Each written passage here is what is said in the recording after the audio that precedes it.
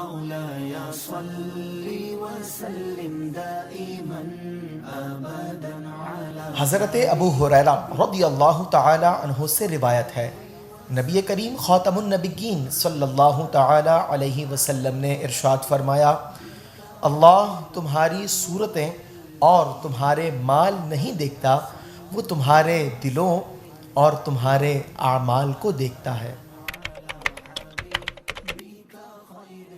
ناظرین، ایک مسلمان کو اپنا ظاہر بھی سنوارنا چاہیے اور اپنا باطن بھی سنوارنا چاہیے۔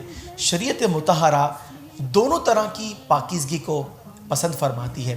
اگر کسی شخص کا ظاہر گندا ہو، اگرچہ اعمال بہتر ہوں، تو اس کی مثال اس طرح ہے کہ جیسا کہ ایک شریف آدمی گندے برتن میں کھانا پسند نہیں کرتا، اللہ تبارک و تعالی بھی ظاہری گندگی کے ساتھ اچھے اعمال سے خوش نہیں ہوتا۔